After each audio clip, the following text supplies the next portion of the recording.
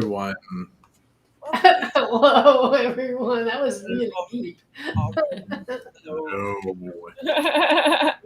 Can you go?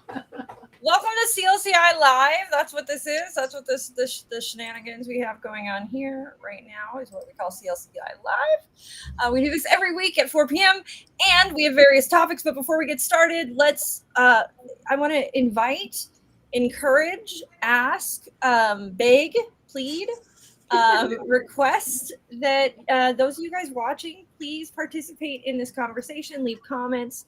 Tell us what your thoughts are. We really want to hear from you as we do this. That's why we do this live, so that we can hear from you. So please, please, please join in the convo. So that's all from me. Who wants to introduce our topic? We're talking about stress. We're talking about, you can see Fry in the background. He's stressed and going crazy. Was it just stress, or stress like in regards to how do clients deal with stress? How do coaches deal with stress? I think stress is just this inevitable part of life that we all deal with, and I think that we're going to talk a little bit about mindset and stress as well. Mindset and stress. Okay. How coaching. You know, we'll talk about it generally, and then we'll bring it back to the coaching realm at some point. Okay. We do, I think. This will be somewhat. Eventually, we'll make it relevant to our coaches who watch. I mean, I think it's all relevant because life is relevant to coaches, and we all live it. So, so Hello, stress. Let's Meg. talk about, I have a question. I'm going to question. How do you guys? First, wait. Well, I'm going to ask the same one as the woman asked. How much have you guys experienced stress over the last month? A little bit. Experienced it? Like how much? Yeah. How much stress have you had over the course of the last month? Let's say. How much? How do I even quantify that? I've experienced 20 stress. But yeah, I don't know how to answer. I mean, yes, have I experienced stress? Okay. Well, have you felt stressed at all? Sure. Okay. Is there anybody here that's now not felt stress one bit this past month? Good. Okay, good. Like, give me your Jen? Oh, la-di-da, Jen. I don't think that's true because there's been a few times that we've had some. I think we just had a student that caused Jen some stress. Oh, yeah. But those are moments. It's not a long term. You know, as long as it's a moment, I can handle it. Yeah, that's normal. I mean, as far as like the whole month, I've been just cruising. Okay. So I guess define what you mean. Which kind of stress? Is it stress we can manage or stress we can't manage that you're asking about? Well, why don't I'm going to ask you guys, what is stress for you? Well, I tend to differentiate stress between acute and chronic stress, where it's like acute stress is like there's things that are stressful, like there's an event, like if a loved one dies or you lose your job.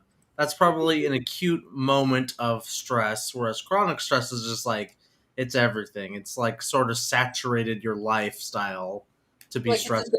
It's cute. It's adorable. Like No, you're stressing me out right now with your inane comments. That's usually how I tend to differentiate stress. Is you got either one-off events that maybe you can or can't prevent, but they're like clearly identifiable events, or just lifestyle. Like general lifestyle is stressing people out. That's usually how I differentiate the two. So there's like chronic, everyday little stresses, and then you can have like a peak stress for you. Lisa, what is stress for you? Well, I mean, goal tasks tend to be stressful, but not in a bad way. Conflict, typically for me, is not. That is a stressor for me. That's not healthy. But in general, the little day-to-day tasks can be stressful. Exams can be stressful, but like I have a little test kind of thing that I put off just because I don't want to stress. So I set myself up to be in that space of where, if you will, stress works for me, not against. Otherwise, I won't be able to think appropriately with the stress that prevents me from continuing, if that makes sense. So what you're saying, well, I heard you say that you have a delineation between healthy and unhealthy stress. For you, there's healthy stress and unhealthy stress, and so when you're approaching healthy stress, you'll sort of create time for healthy stresses. Yeah. And then for unhealthy stresses, that's a whole other bag that we should probably talk about in a little bit, but we'll leave it where it is for now. But relationship and turmoil within relationships can cause unhealthy stress for you. Is that what I heard? Yeah. Before we jump into that, I want to say hi to Meg Hoppert. And she said, stress to me is a compounding feeling of overwhelm that grows with each task I need to complete. The more thinly stretched I feel, the more stress intensifies for me. Yep. I think that is definitely one element of stress for sure. When we're talking about stress that is brought on maybe when I talk about what stress might be to me, it's a whole other thing. But when stress is brought on by tasks and time management, that's a whole other thing, which can cause a tremendous amount of stress. We have a big task that we're all working on, but it doesn't seem, to me, it seems like it's being managed. Well, I think it's been broken up. Say hi to Danger, everybody, into a little bits, and that's the nice thing is we've tasked it out, and we're breaking it down into bite-sized pieces where we can solve it, and we haven't put it off to the last possible minute, which helps too. Now I think about it, like it's like I'm constantly like, oh God, when is this thing due? And it's like, oh, it's not like due for a while, so we're probably ahead of the curve. That's what makes me feel better about this big project. But at the same time, I'm like, we got to get this done now. Jerome, what is stress to you? I think a huge component of stress for me is community. The people that I keep around me. I've been in environments where people are the smallest things will set them off, and that inherently is going to set me off at the same time. I'll start stressing just because, I guess you can call myself someone who kind of is. Why is that slipping my mind? An empath. Yes, an empath. There you go. Being empathetic, it's very easy for me to kind of attach to someone else's feelings and then kind of take them as my own. So for me, a big component of stress is my environment and who I keep myself around. Because I feel like if you disassociate from that environment and you give yourself a second to really think about the scenario, what's happening, there's a very strong chance that you can go ahead and calm yourself to the point where you're not necessarily in stress mode, I guess, is what I'll go ahead and qualify it as. Jen, what is stress to you? And I didn't reflect back what you said, Jerome, and I should have done that, and I'm rude. So, Jerome, you essentially said that stress to you is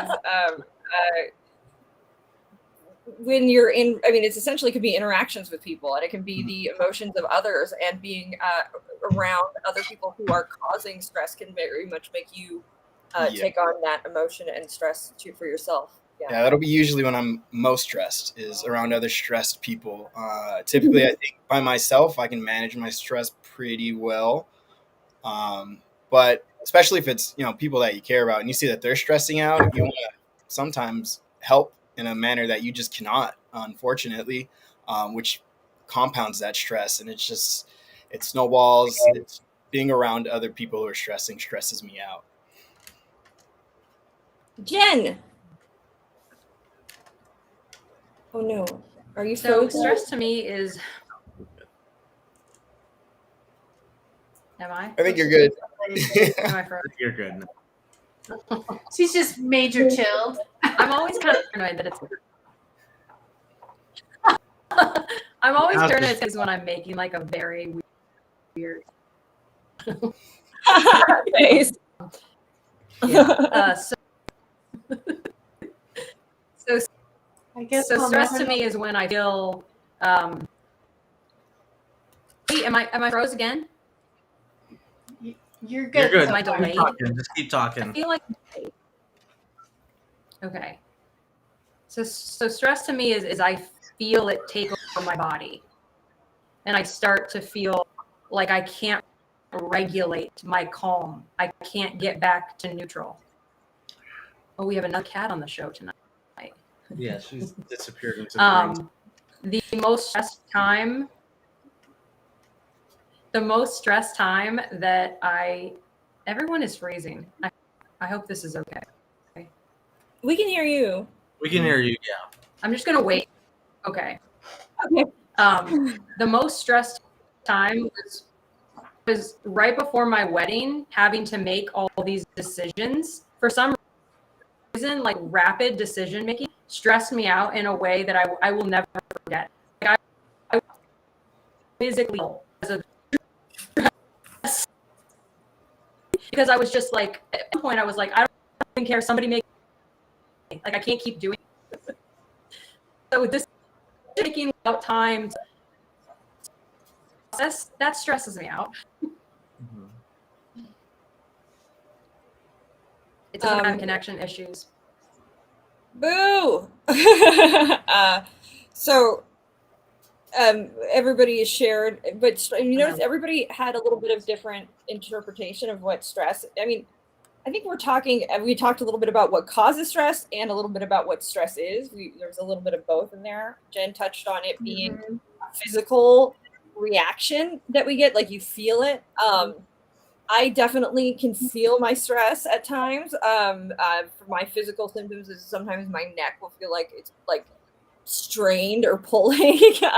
My heart will race sometimes. My brain will race at times, depending on, and I can actually go into panic states almost. But then at the other times, I can sort of find a very good, comfortable pocket in the middle of chaos as well. I do both things, but I would say I'm similar to Jerome in the sense that like it's not so much for me that I take on the emotions of others, but I very much value my relationships with other people. So what can cause me a tremendous amount of stress is if I am worried that those relationships, those kind of things, if they're in a place where I'm gonna break, or there's gonna be turmoil, there's gonna be something, because people in my life are very important to me, and I would rather just be in like a cool, calm, and collected place for them. Like I don't take on their stress, but I just want to make sure that I don't know, everybody's in their place doing their thing and everything's okay. Like you know what I mean? We don't have to talk that often, and we don't or whatever, but I just want to make sure all is well in those spaces, and that they're there and I can tap into them when so that's would be like a big stress causer for me, is the loss of people in my life, and their safety and health. So all in all, though, we've talked about different kinds of stress. Lisa talked about some good. She sets aside time for good stress. So one of the things we watched that I thought was so cool was this concept that stress kind of has a bad name. Like, what have you guys? I mean, for me, I've always been told stress is just going to make me fatter. It's going to make me age quicker, and it's gonna essentially make me more miserable, right? Like this is not a good thing. I need to just find a way to feel like it's okay. But then when you redefine it and sort of think of it, well, you get stressed before you like. There's anxiousness is stress, and I've learned to utilize that in other ways and not be anxious about my anxiety. And I think that was a really cool thing that they tapped into is not to be anxious about your stress. What have you guys been told about stress your whole lives, essentially? That it's good or bad or otherwise? Generally bad.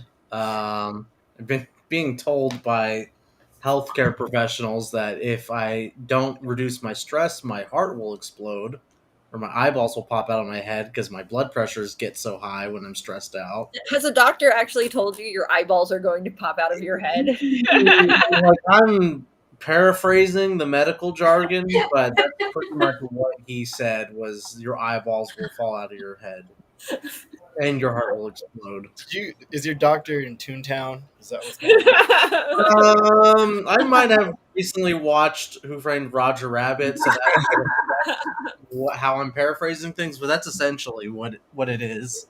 But yes, generally bad. Stress is bad. Well, so how does stress come into play for our clients? Oh, and a variety of ways. Just like we each had a different little nuanced perspective in this little chat we've got going on, they are in the same place in that each one's got a little bit different. Some of them know how to utilize stress to their advantage versus their disadvantage, which is what Anthony was kind of, to me, if it affects your health, and that to me is a disadvantage.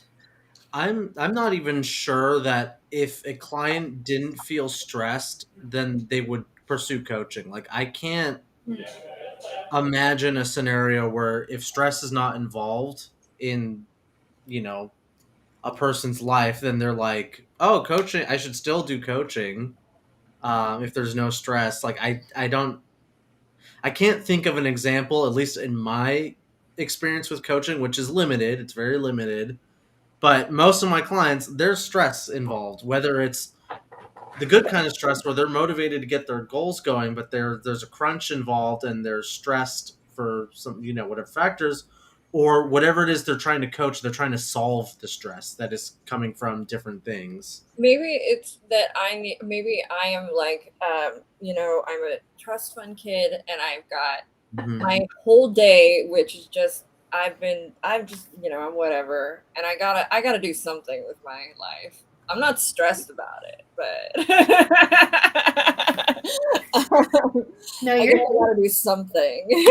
talking about, I'm doing hasty generalization here, the surfer dude who hangs out at the beach all day and they have the all right. or dudette. Yeah, I've yet to encounter that person. I'll just say that. Yeah, it seems Not like that saying that it can't exist, but I've yet to see that in real life. So stress is inescapable, right? Yeah. Is that fair to say? That stress is that is a part of life. That is a part of life. But yes, but sometimes, you guys hear me okay? Mm-hmm. I have to be on a delay. I'll talk and then it'll be like 5 seconds later. Well, it is a Sometimes delay. I notice that clients actually are creators of their own stress. And sometimes the coaching process will reveal that to them and they will leave having relieved themselves of stress that they created. And that's a beautiful moment. Lord knows I am the creator of my own stress. Always have been. We create our own stress.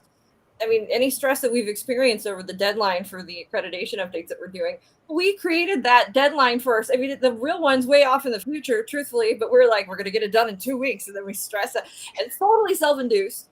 And then the other flip side of the coin is my mantra that I started saying to myself, because I used to stress about everything. Like I was a people pleaser and I was raised in an environment that was just, as a kid, it was a very high stress environment where I was scared that if I didn't get straight A's, if things didn't go right, if things like the whole world was going to come crashing down, like everything was going to fall out from under me. And I've had moments in my life where I felt like, holy crap, everything's going to fall out from under me, and it could at any moment. And that's like the big difference between like stress broke and not stress broke is if I feel like, okay, wait, no, everything. Okay, things are okay. I don't need to stress. I know when I've been in situations where I should have been freaking stressed. This is not one of those situations. And because I used to get stressed about hosting trivia, and that's trivia. It's trivia. I can't get stressed about something called trivia. It's not possible. And so I developed a mantra, which is typically, nothing's on fire. Nobody's lives are at stake. I'm okay. Stress will just make me fatter and older. Like, let go. Everything is okay. I think that brings up an interesting point. Something I want to ask you guys: how do you guys manage stress? Since we do mention that it is inevitable, I would have to assume we've all dealt with it. Meaning we've all also gone away from dealing with it. How do you guys typically handle that? I throw things. um, Well, I don't throw things, but I will need to be alone. I'll have to manage and take care of whatever the business part of the needs to be done. And then, that introvert part of me needs to go back and be quiet, sit, drink my coffee, have my water, whatever it is that's just going to be calm and quiet and just refuel. Meditation, yeah, meditation definitely. All of that plays a part in getting back to neutral or center or not in that aroused state um, that we would term someone who is in stress. It can be aroused. Mm-hmm. What's funny is I can get retreat when I'm stressed. Like I can be somebody, but then I also am somebody who very much wants to call on other people when I'm stressed. Like I want to speak to people. I want to talk it through. I want to create a plan. I want to sort of address whatever it is that's stressing me out and then figure out how to manage it and then have a plan to move forward. Like I'm such but that's a control freak thing too. Like I've had to learn to let go of my need to manage, fix, communicate the thing, like in certain situations I've had to learn that that's not always what's going to happen for me. So I've had to come up with other tools and ways to deal with that, like meditation and then talking to other people that aren't like you know what I mean, that are outside of the situation, or just letting go sometimes, just letting go of it and just going, this is not my thing to stress about. Like this is not, I don't need to be stressing about this right now, and just releasing, I guess. I'm with you. In the sense of I like to be doing something. If, for example, I'm thinking of an incident. I was around someone who was really stressed out and they didn't know what to do and make choices. And they go, "You got to make these choices." I'm like, okay, I don't know. The choices that I'm going to make might be wrong. They don't care. I'm like, okay, no problem. And then I could, like Jen was talking about her wedding, making these quick choices. As long as I knew that I could make these choices and it wasn't going to come bite me later, I could do it, no problem. And they all pretty much panned out to be fine.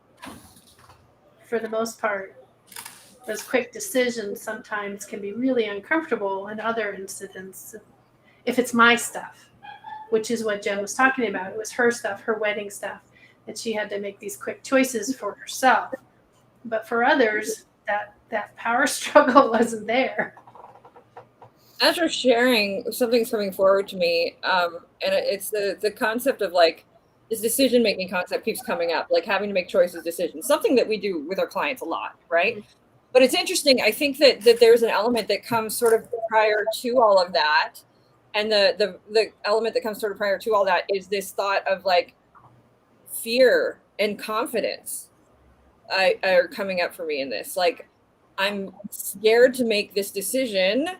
I'm not confident to make this decision. I'm not confident to do the X, Y, or Z. And that's causing me stress because I don't know which way to manage, which is ding, check-in coach moment, right? Like, it's essentially what we do. So I think, Anthony, you kind of got it right on the nose there when you said clients don't come into us without stress, right? They absolutely do, because that's what we do as coaches, I think, is we help them become confident in what their next steps are, what they need to do, and sort of go, oh, wow, I'm not stressed about this anymore. I know what to do.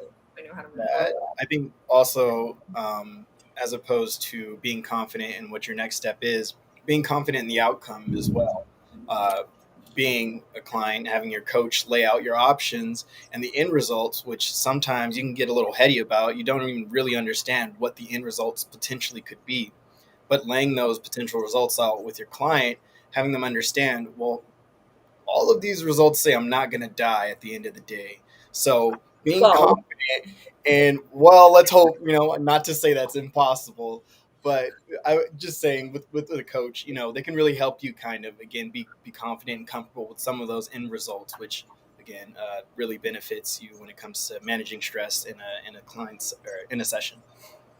To that point, though, like sometimes what we're doing with our clients is working through not only the successes, but working through the possible failures, like working through that. Well, I'm going to be okay if it fails. Wait, what's worse? If it fails and I don't try, or I don't try, or sorry, if it fails and I try, or if I don't try at all, like what's worse? And then you start to say, so because it's more than just the option of doing it, failing, but then there's this third option of not doing it at all and staying frozen in fear and this, letting the stress win essentially, and not making the changes and stuff. So you've got those options, and sort of them being able to explore the possible results, and sometimes that's enough for them to go, okay, yeah, I want to move. I got to do something, right? This concept that I thought was really neat in this was that this idea of, and I just want to share it, and I don't know how it plays into coaching, so I'm just going to share this, something that was, and then you guys give your thoughts. In that one documentary, how they express that study that, like, they did a study over 8 years of people who experienced stress, high levels of stress, people who experienced low levels of stress. But then there was this defining characteristic where the people who were experiencing high levels of stress were divided into two groups.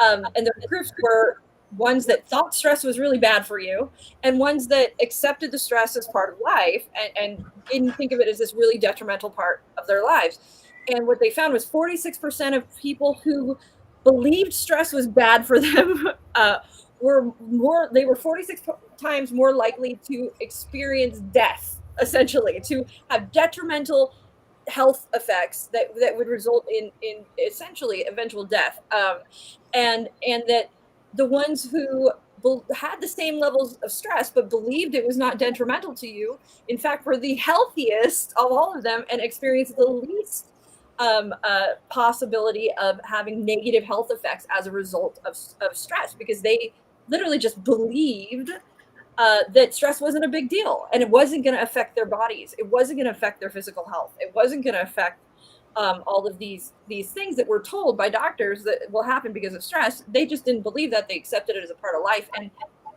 and the belief that stress wasn't going to be harmful was enough for it not to be harmful, which is, I mean, mind-blowing to me. And so I think it's so very cool. Yeah. And that sort of brings in this concept of mindset and stress. And so what does that mean to you guys?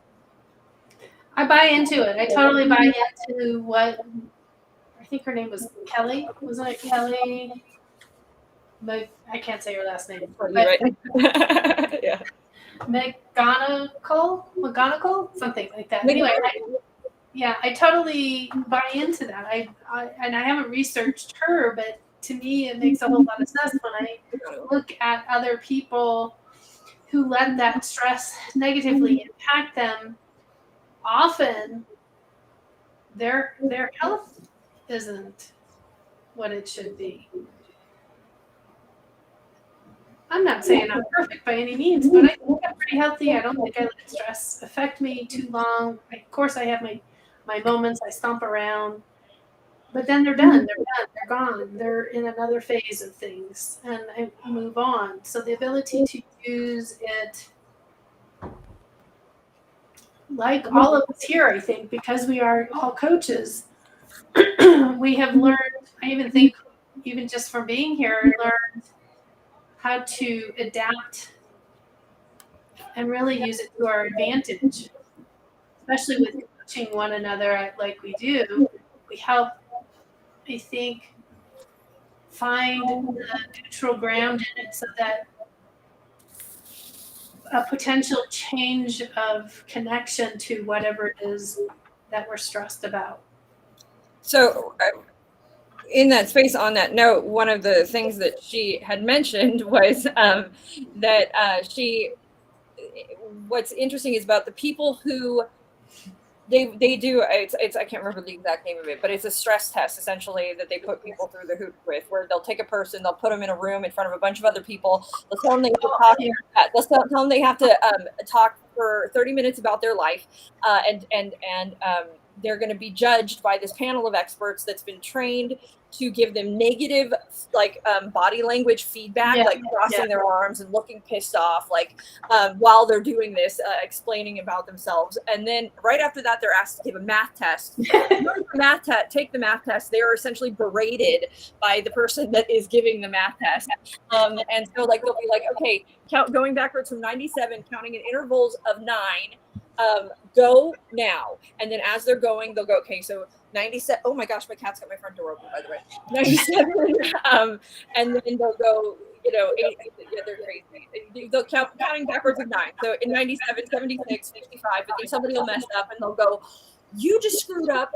We have to start over. And they berate them and in front of other people. And then these people, of course, are experiencing tremendous amounts of stress. But then they would do the same tests with somebody who has been prompted beforehand that, hey, guys, stress is good for you. When you're sweating, when you're getting nervous, these are all responses that your body is. And what they find is that the people who have been prepped, while their hearts might pound fast, their blood vessels don't constrict. And what does that mean is that they're experiencing the same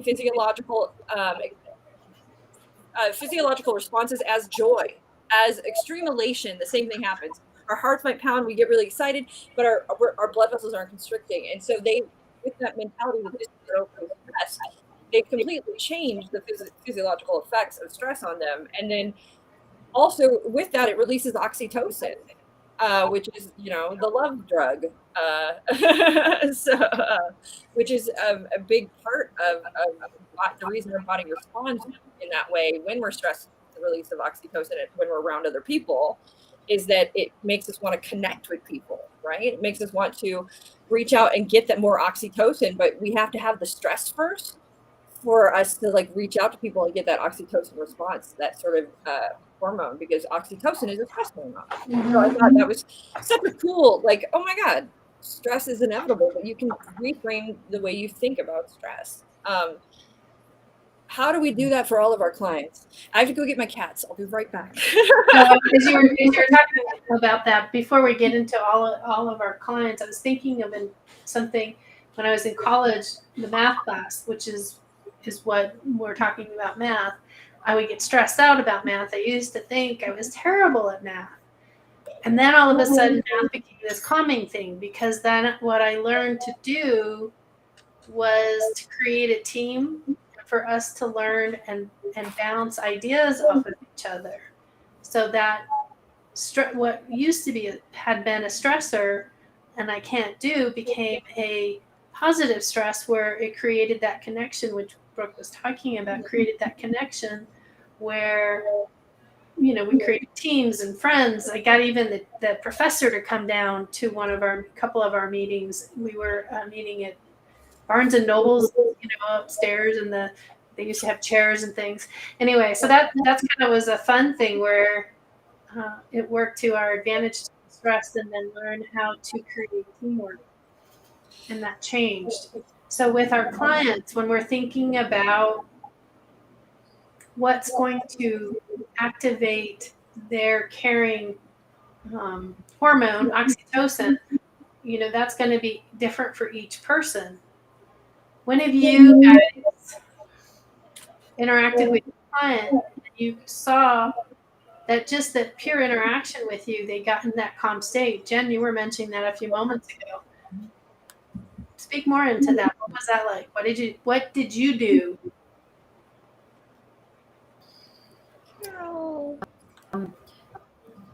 I basically just questioned in a way where it allowed them to expose cracks in their own thinking. And when those cracks became exposed, they realized that there were more options available to them, that there were more possibilities in the way they were choosing to think about something. And then also recognizing that they were choosing to think. It wasn't just automatic, that they have a choice to continue carrying that thought that was causing them to feel a certain way and stress. They want to reframe that thought, that allow them to feel lighter in their body in the session. I think to me that creates hope. Right? Go ahead, Brooke.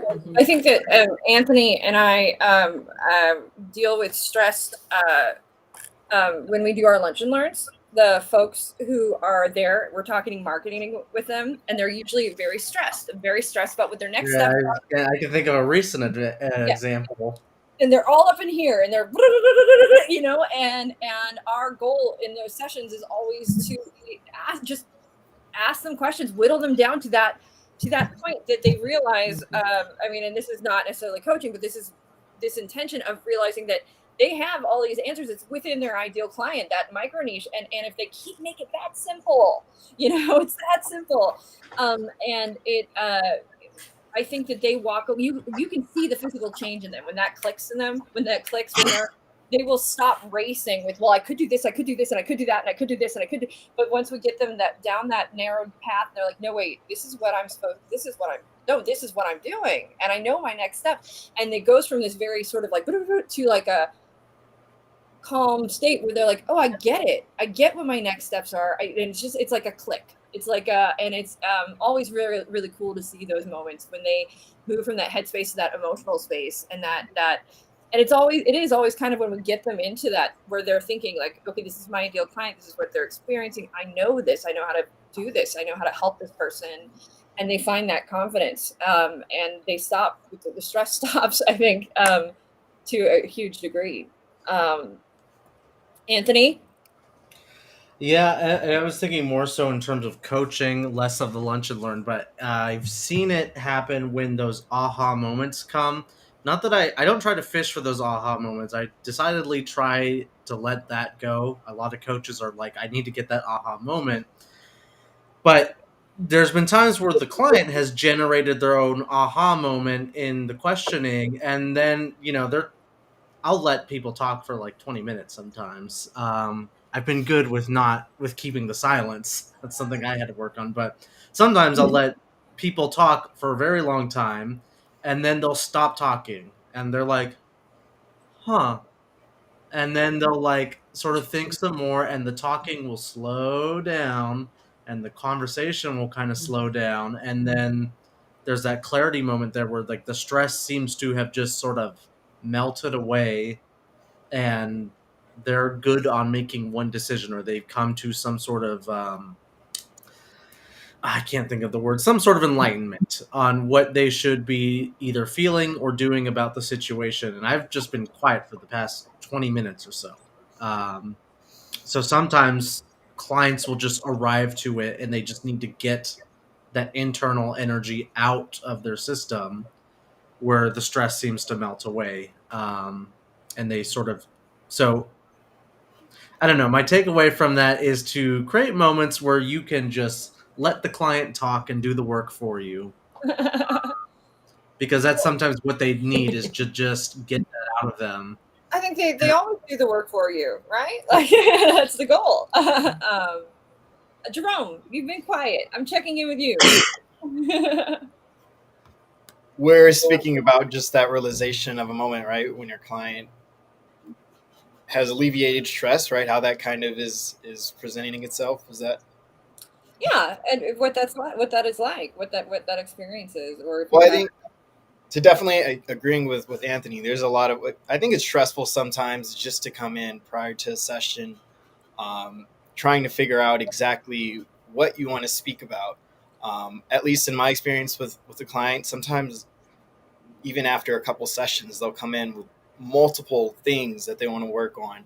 And I think it's important to kind of ask them, again, kind of like letting Anthony, or speaking into what Anthony said, let them kind of speak out loud all their thoughts and let it kind of be laid out on a table for them to actually understand exactly what it is that they want to proceed with. Because again, it can be very, I think, nerve wracking to kind of come into or to come and speak to someone else about some potential issues that you might be dealing with. And I think, again, being able to let that all just kind of be spilt out, laid out on a table, and to kind of decipher truly, really how stressful something really is. I think it's a really, I think, a great exercise for determining how stressful something really is to say it out loud, is to speak it out loud, to get it out of your head. is something that I feel like is for a coach is really one of the biggest blessings that you can be as a coach, is to just be there to go ahead and allow them to speak it out loud. Because I feel like for a lot of us, we don't have that opportunity to. We don't want to bother those who are around us with all these thoughts that are kind of confusing us or scared us. So being able to be in an environment, you can go ahead and put them all out on the table, and the coach sitting back, allowing that to happen, I think is huge and greatly beneficial to not just your clients, but I think for anybody, if you can be that person for somebody. To tap into like that, I mean, absolutely, that is the magic of coaching, as far as I'm concerned, is that safe space where I can just it out, and then not only that, but like I'm not going to be told what to do. I'm not going to be given advice. I'm not going to be judged for the path that I take, which is what you get everywhere else out there, pretty much. Like somebody, if you're sharing, they're going to offer solutions. And so like you have to be careful who you bring what up with, and who you know what I mean, because you're like, crap, I don't want to go down that rabbit hole with that person, and I don't want to, you know what I mean. So you end up packing all this stuff inside, and then you come to this very safe space where you can just put it all out there, and you're not going to get told, and you're allowed to explore sort of what you want. It's so freeing. What was interesting too, that it was sort of coming to I'm going to ask a question here. Can we be stressed about the past? Yes. Totally. How? Yes. Have you ever said something to someone and then that night you're kind of going to sleep and you're like, why did I say that to that person? But that's already, what are you really stressed about? What are you really stressed about? Are you stressed about what you've I think you're already stressed said, about how that interaction, what the effects of that interaction in the future? I want to say you're stressed about how that interaction is going to impact the future. Yes, but I think you're stressed about the past because that happened in the past. You can't change it. It happened. I guess you can change it moving forward, which is something, yes, we're speaking with a coaching hat on. I'm talking like a client right now, though. Me personally, I'll have stressed about something that's happened in the past. Typically something I've said to someone in the past.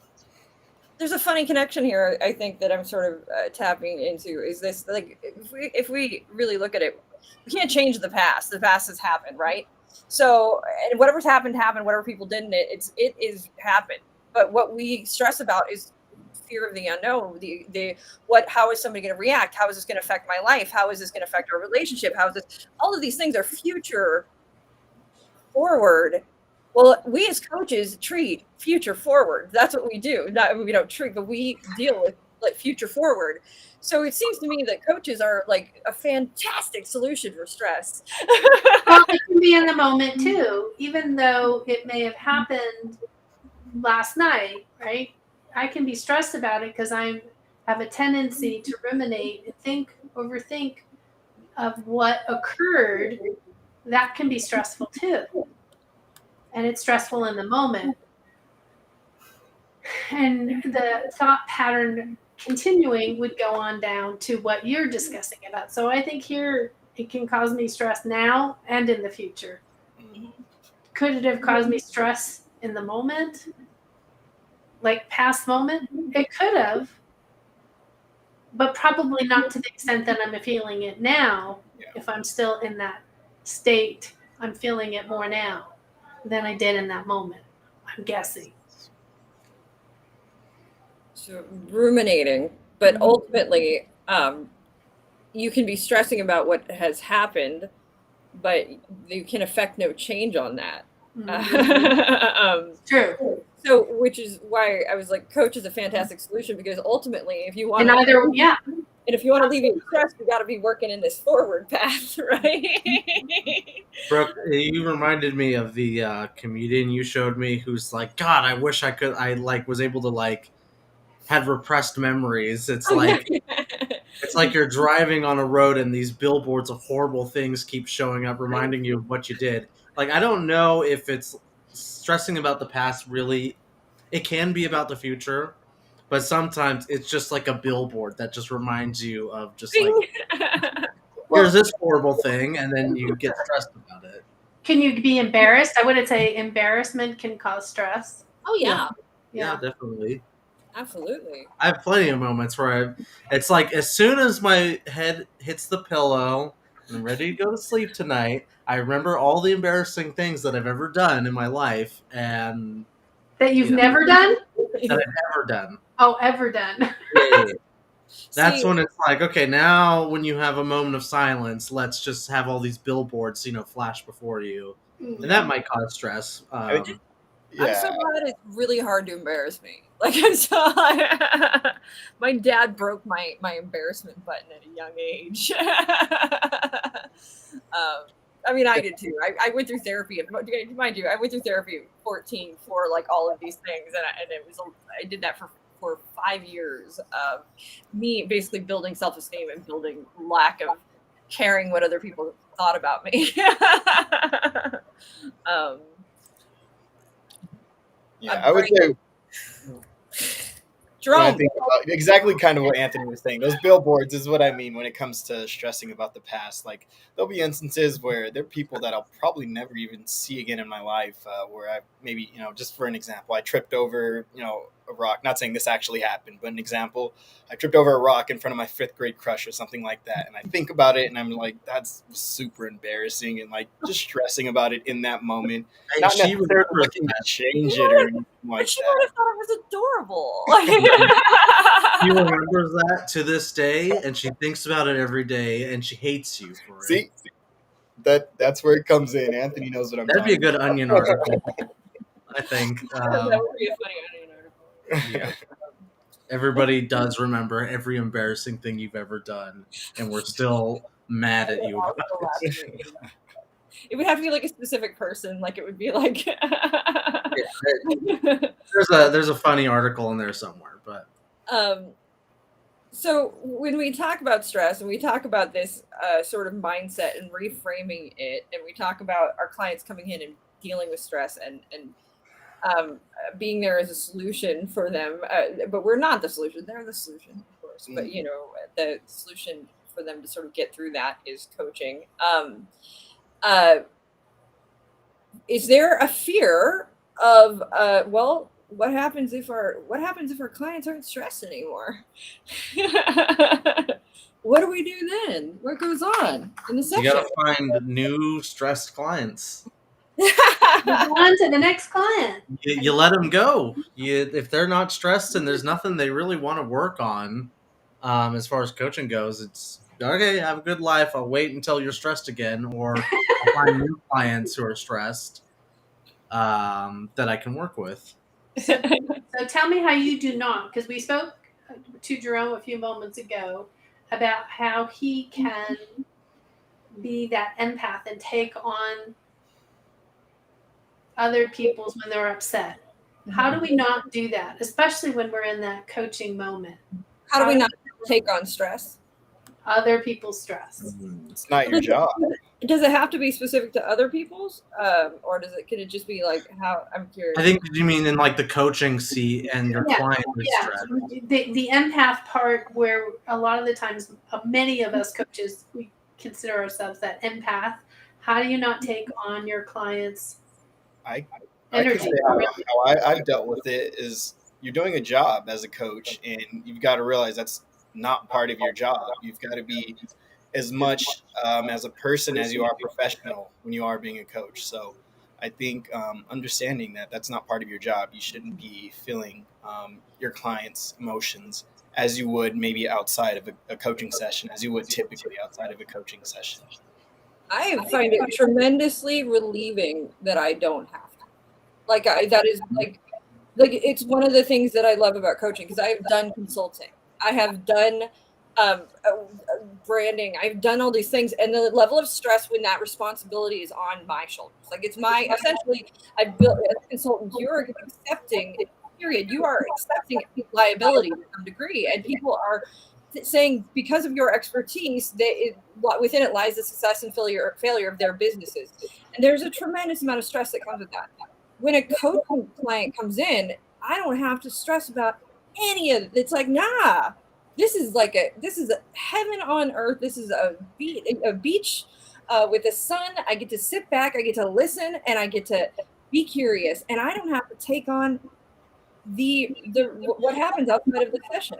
And it's like a gift. It's like heaven. That is the best way for me not to be stressed. Right there. Don't worry, Carol, we are not referring to you. It's a tremendous relief to not have that stress. I have spoken to many people becoming therapists or some sort of psychologist or something in that nature as they were in school. Different ones told me this interesting, that it was different people, that their professor said, if you can't stop taking on your patients' sadness or what's going on for them and all of that energy, I'm calling it energy, you replace with it what you will, you're not going to survive this. And even with coaching, while we're not doing typically the work of a therapist, there still can be some really heavy stuff. But even the light stuff, fun stuff, that's not ours to take on either. And that doesn't mean, though, that we're not, we don't want our clients to be successful ultimately. Of course we want that.